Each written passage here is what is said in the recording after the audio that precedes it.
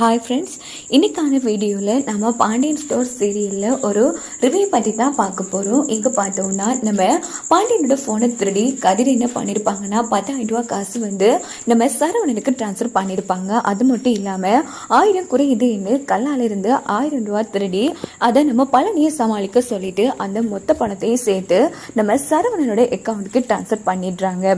இங்கே பார்த்தோம்னா மெசேஜ் வந்ததும் சரவணன் ஷாக் ஆகுறாங்க. என்னடா இது, இவ்வளோ பணம் நமக்கு வந்திருக்கு, அப்படின்னா தம்பிங்க எல்லாரும் சேர்ந்து தான் அனுப்பியிருப்பாங்க அப்படின்னுட்டு உடனே செந்திலுக்கு ஃபோன் போட்டு, டே என்னோட அக்கௌண்ட்டுக்கு காசு வந்திருக்குடா, எப்படிடா இவ்வளோ பணம் புரட்டுனீங்க அப்படின்னதும், அண்ணன் அதெல்லாம் இருக்கட்டும், நீ அன்னைக்கு கூட எதுக்கு கிளம்பிருக்க, என்ஜாய் பண்ணுறதுக்கு தானே, நல்லா என்ஜாய் பண்ணிட்டு வானே, எதுவாக இருந்தாலும் நாம வந்ததுக்கு அப்புறமா பேசிக்கலாம் அப்படின்னதும், இல்லடா நீங்க ஏதோ தப்பு பண்ணிருக்கீங்க, அது மட்டும் என்னால சரியா புரிஞ்சு கொள்ள முடியுது. டே ஏற்கனவே அப்பா உங்க எல்லாரையும் கரைச்சி கொட்டிட்டு இருக்காருடா, இந்த மாதிரி சுச்சுவேஷன்ல நீங்க இடக்கு முடக்கா பண்ணி மறுபடியும் என்னால உங்க வாழ்க்கை தாண்டா பாதிக்கப்படும். டே என்னடா பண்ணீங்க சொல்லுங்கடா அப்படின்னு சரவணன் கெஞ்சி கேட்பாங்க. இருந்தாலும் செந்தில் சொல்ல மாட்டாங்க. ஏன்னா நம்ம சரவணனும் மயிலும் போய்க்கிறது ஹனிமூன். ஸோ எந்த ஒரு மனக்கசப்பு இல்லாமல் சந்தோஷமாக இருந்துட்டு வரணும்னு தான் நினைப்பாங்க. இதனால செந்தில், அண்ணன் அதான் நாங்கள் எந்த ஒரு தில்லுமுள்ளு வேலையும் பண்ணலன்னு சொல்கிறோம்ல, நீ சந்தோஷமாக இருந்துட்டு வானே, காசு கிடைச்சிருச்சுல, உங்கள் தம்பி மேலே உனக்கு நம்பிக்கை இருக்குல்ல அப்படின்னதும், ஆமாண்டா இருந்தாலும்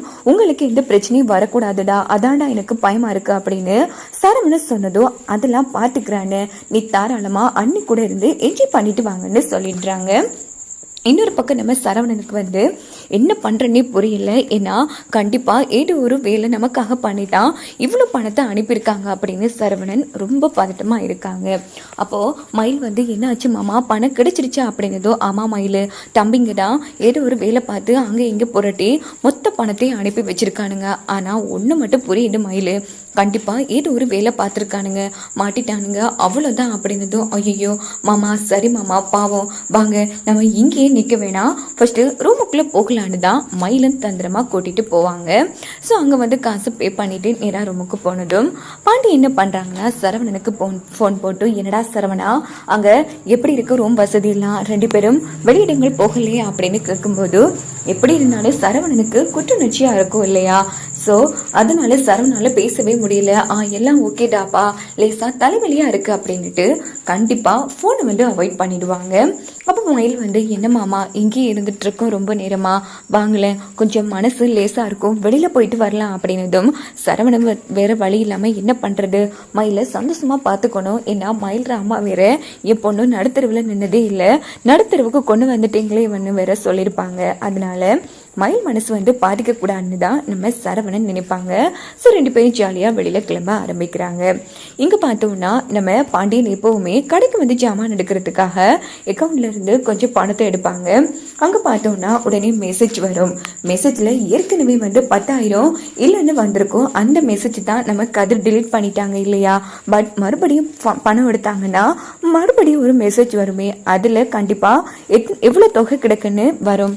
அப்போ அதை பார்த்து நம்ம பாண்டியனுக்கு என்ன பண்ணுறேன்னு புரியல. என்ன இது 10,000 ரூபா குறையுது, நம்ம 10,000 ரூபா எந்த செலவுக்கும் எடுக்கவே இல்லை, கடைசியாக 5,000 தானே எடுத்தோம், அதுவும் சரவணனுக்கு ரூம் புக் பண்ணேன், 10,000 எப்படி போய்க்கும் ஒன்றும் புரியலையே, ஒருவேளை வீட்டில் இருக்கிறவனுங்க தான் திருடுத்தனமாக நமக்கு தெரியாமல் காட்டு எடுத்துகிட்டு போய் காசு எடுத்துட்டானுங்களா, சரி வீட்டில் போய் பேசலாம் அப்படின்னுட்டு சரவணன் ஒட்டுமொத்த பேரையும் கூப்பிடுறாங்க. டே எல்லாரும் வாங்கடா அப்படின்னதும், டே கதிரு உன் பொடிதாண்டா இன்னைக்கு மாட்டுனேன் அப்படின்னு நம்ம செந்தில் சொன்னதோ, அண்ணே நீ என்ன மாட்டி விடாம இருந்தா எந்த பிரச்சனையும் இல்லை, கொஞ்சம் அமைதியா இருந்த அப்படின்னதும் எல்லாருமே திருன்னு முடிச்சிட்டு இருக்காங்க.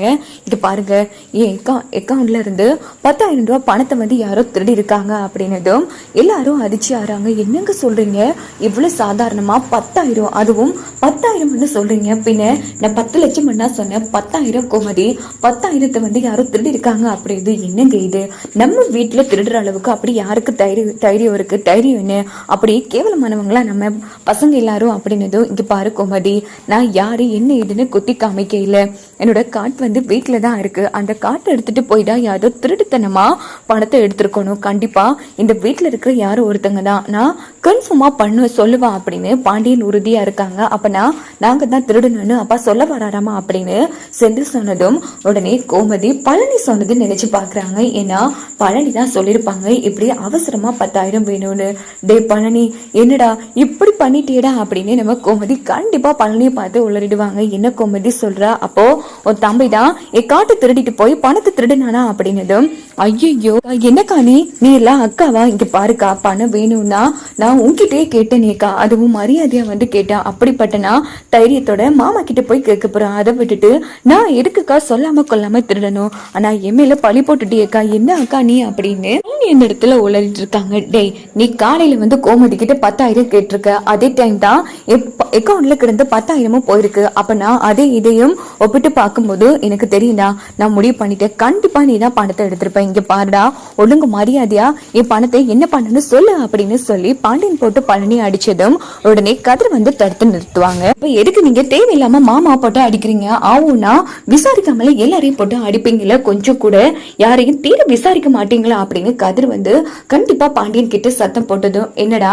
உன் திருட்டு மாமனுக்கு நீ வக்காலத்தை வாங்கிட்டு வாரியா, இங்க பாருங்க திருடுன்னு தேவையில்லாம சொல்லிட்டு இருக்காதீங்க, சரி உங்க பணத்தை திருடுனது நீங்க பாத்தீங்களா, டேய் காலையில 10,000 கேட்டது இவன் தான், அப்படி பார்த்தா பணத்தை இவன் தானடா திருடிக்கணும் அப்படின்னு பாண்டியன் மறுபடியும் பழனி மேல திருட்டு பழி போடுவாங்க. இங்க பாரியா மாமா, நான் எதுக்கையா திருட போறேன், அப்போ நீ என்ன நம்பல அப்படின்னதும், இல்லடா கண்டிப்பா நான் உன்னை நம்ப மாட்டேன், திருட்டு பையிலே உன்னை இந்த வீட்டுல வச்சு சோறு போட்டதுக்கு உன் புத்தியே காமிச்சிட்டு இல்லைங்கிற மாதிரினா பாண்டியன் கண்டிப்பா நம்ம பழனி வந்து அசிங்கப்படுத்தினதும், இங்க பாரு மாமா, நான் உனக்கு விசுவாசி மாமா, உன் கல்லால இருந்து 1 ரூபா கூட எடுத்ததுல தெரியுமா, அப்படி எடுத்தாலும் நான் உன்கிட்ட சொல்லாம இருக்க மாட்டேன். எப்படி மாமா என்ன போய் உன்னால சந்தேகப்பட முடிஞ்சிச்சு, இங்க பாருங்கடா போதும்டா போதும், உங்க குடும்பத்துக்கு நான் வாலாட்டினதெல்லாம் போதும், எப்போ உங்க அப்பா என் மேல பழி போட்டானோ அதுக்கப்புறமா நான் இந்த வீட்டுல 10 தண்ணி கூட குடிக்க மாட்டேன் அப்படின்னு சொல்லிட்டு கண்டிப்பா பழனி வீட்டை விட்டு போக முடிவெடுத்ததும் நம்ம செந்தில் கதிர் வந்து தடுத்து நிறுத்துவாங்க.